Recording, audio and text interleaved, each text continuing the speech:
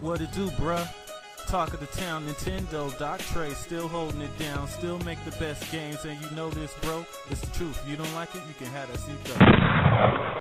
Alright, so Nintendo of France, Instagram, put up a picture and has since deleted it. And a lot of people are thinking that this confirms that there's yet another Donkey Kong game coming to the Switch and should be the third entry from Retro Studios on the Switch. Now it's in French, but it translates to there is no two without three or something like that. And people are taking this as kind of confirmation that most likely Retro Studios Nintendo Switch game is another Donkey Kong game. Now, would I mind if it's another Donkey Kong game? Honestly, no. Because Tropical Freeze, as you guys will see very soon, you guys that slept on it, Tropical Freeze is literally one of the best 2D platformers ever. Of all time. It's really that good. So I honestly wouldn't mind.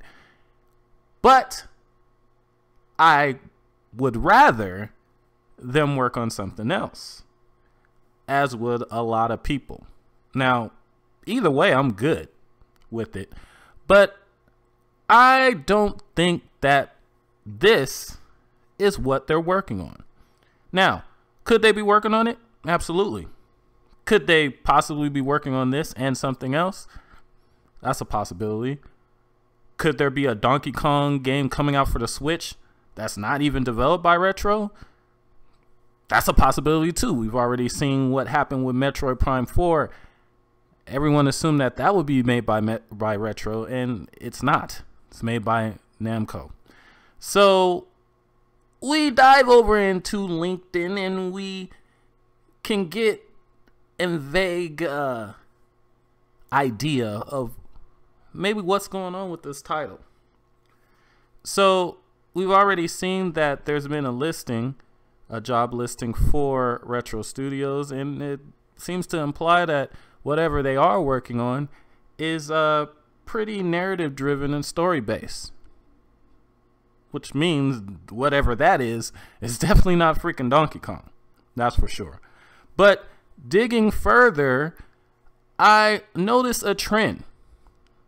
Go back to the doctor's old trusty LinkedIn, and I noticed that a lot of the employees that Nintendo has hired, or I'm sorry, Retro has hired over the last few years or so, seem to be people that worked on games that were first person.